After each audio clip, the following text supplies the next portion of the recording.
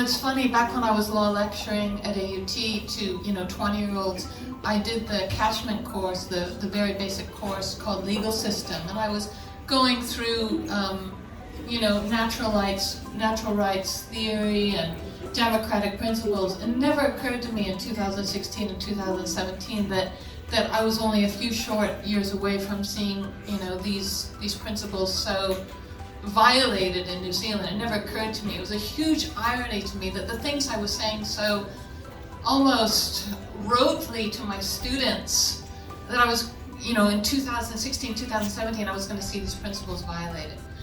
So let's just start for basics. I'm not going to take you through a lecture. Just give me 10 minutes, and I think you'll know all you need to know. Democracy is lovely. We all love it. But here's the deal, guys. Democracy can be extremely dangerous. Democratic majorities, when they act as a collective unit, can be as dangerous as kings.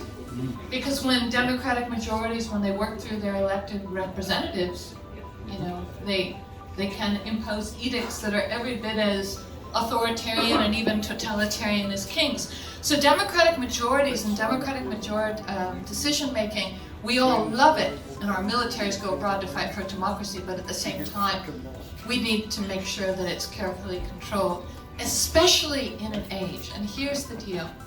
The notion of democratic, or rather the tyranny of the majority, this was known to the forefathers of my country, the United States, back in the 18th century. But what makes the tyranny of the majority so dangerous now is 21st century technology, 21st century military-grade psyops that are perpetrated against a citizenry, propaganda, gaslighting.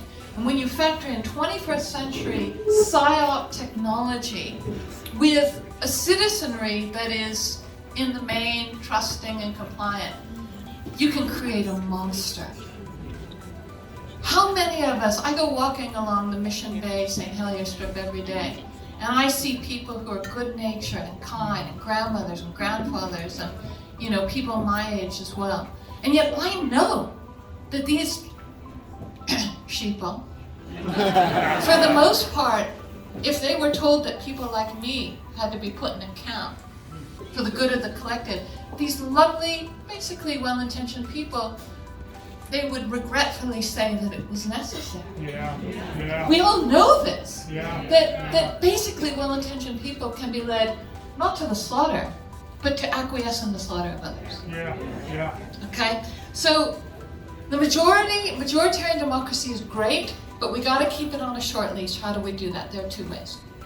One way is to put in place mechanisms that make sure that the majority of the citizenry behaves non-insanely. Okay? And I've written about this in my academic work. I published an article called The Many Faces of Secrecy. And there are a couple of ways. I'm not going to go into them now because that's not what this brief talk is about. But I'll just flag for you. How do you help enable majorities to behave non-insanely? First of all, you gotta really limit official secrecy, and you gotta get rid of the NDA culture, and you've gotta have a press that actually acts as an independent press. Thank you, Hannah and Calvin. And that means the press has to not be funded by the government. And this could be another lecture where I go off and I talk to you about how do we put in place mechanisms to make sure that a majority acts non-insanely, because that's what we're asking. But there's a second way, and it's equally important, and that's a very strong rights culture. Rights are the fail-safe mechanism in the case that majorities act insanely. That's what they are. They are the no-go zones. No matter how insanely you want to act, you can't go there. The right is the barrier. And so it's the fail-safe mechanism. So you need a very, very strong rights culture. Now, New Zealand's always been told, oh, we have a very strong rights culture. We have the New Zealand Bill of Rights. What? So this is laughable at this point. And I was even flagging this in 2016 when it wasn't an issue.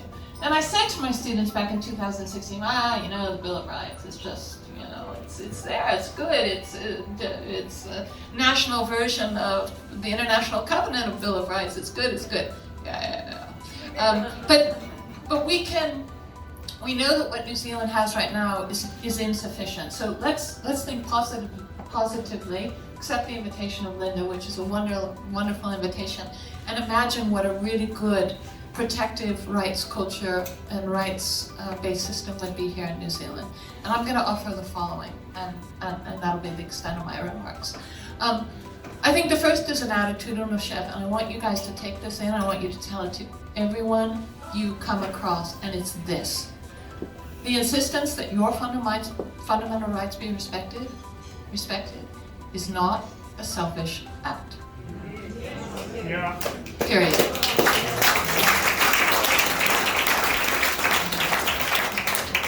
On the contrary, anyone who would ask you or insist that you give up your fundamental rights, they're the selfish motherfuckers. Yeah.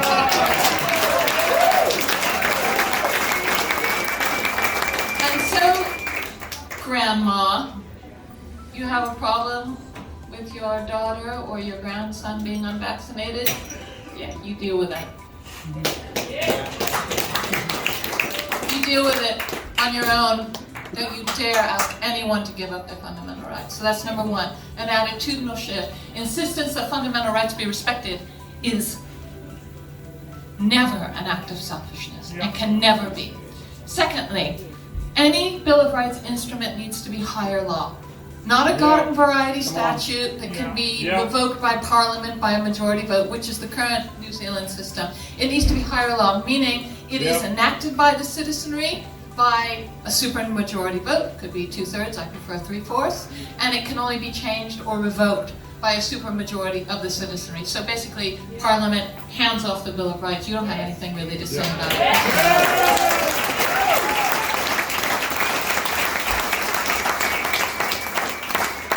Number three, a very few number of rights, which are absolutely sacrosanct, need to be something that's called non-derogable. That's a term from public international law, which was my specialty. What does that mean? No exceptions made. You cannot derogate from these rights. And let's keep them few so that we don't overstep. I propose the following to be non-derogable in a higher law instrument. Number one, every citizen has the right to refuse medical treatment.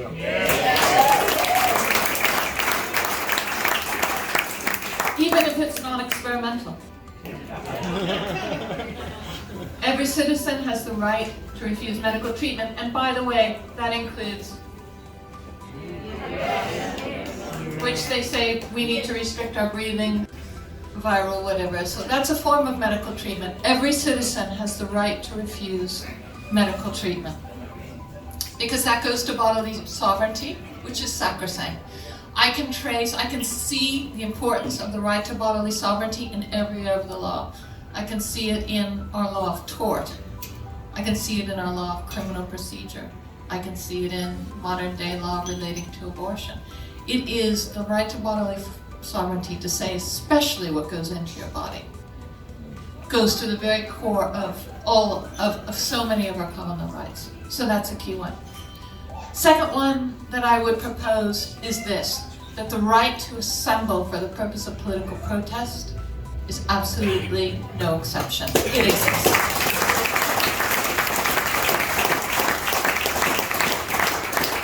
Think about this, the irony that when people like Billy Tikahika and Vinnie Eastwood wanted to do a protest last August, because they questioned the rationality of the Public Health Act, they were told that they couldn't assemble because of the COVID Health Act.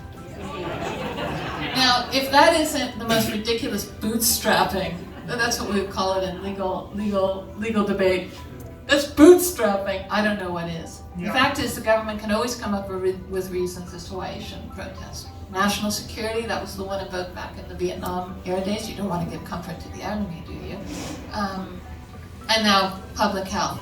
No, the right to protest is non-derogable. It always exists. No exceptions. It cannot be infringed. And I would add to this the following. if there is an act of violence that occurs in the context of the exercise of this right, the presumption should be that the violence was caused by agent provocateurs employed by the government, not by the protesters. And that the assembly cannot be disbanded prior to an investigation being carried out to see whether or not agents of the government embedded in the protest to discredit the protest haven't been at work. Yeah. So those are the two core rights. I think if we had these in place in a higher law instrument, we could have avoided a lot of the problems that we've seen. The right to political protest and the right to the non-derogable. And the reason it has to be no exceptions, and I'll wrap this up really quickly, is this. Currently in the New Zealand Bill of Rights, you have this Section 5 analysis, which the judges do. It's essentially a cost-benefit analysis, where they say, no, it is laughable, where they say, let's consider how important the right is, and we'll weigh that against what the government is saying in terms of limiting the right, and we'll kind of judge it. And is the right so important that the government can't limit it? And they do this cost-benefit analysis. But of course, the problem is this. The judges are either, let's just say they're controlled, many of them, but also the factual record is completely contaminated by the propaganda coming out of Bloomfield et al. So the government assembles this factual record, which is disingenuous at best and completely falsified at worst, puts it in front of the court, and for example, they'll say, COVID is the worst virus in history, and the vaccines are safe and effective. Here, Judge, consider this in your cost-benefit analysis. And these controlled judges, controlled in any which way you can imagine, bribery, extortion, and the like, they're going to deliver the government the Section 5 analysis as one. So that's the reason you must say non-derogable, no exceptions, meaning no Section 5 analysis for these few rights that are absolutely sacrosanct. And we can add others. I think some of the prior speakers mentioned freedom of speech. No content restrictions, please, and I mean none at all. Hate speech, don't like it, but dislike even more the censor. Yep. So that's what we've got. The only thing that I would add to that is we need a bit more of a subtle and sophisticated state action analysis. The first speaker mentioned fascism, and that's exactly what we have. These rights that we assert generally run toward the government and not the private sector. But you see how the government gets around that by instigating the private sector to violate rights. And then the government steps back and says, well, we didn't do it, it's Countdown that did it, or blah, blah, blah. So we need a far more subtle, nimble state action doctrine to basically catch out the government when it instigates rights destructive action but then pretends that it's not, steps back. And I think with good minds we can come up with that. So let's manifest this, New Zealand. Let's manifest a rights culture in a higher law instrument that does the job, so that, you know what, at the end of the day, all of us, we don't really have to care what's going on at Parliament, because we know at the end of the day they can't touch our rights. How lovely would that be?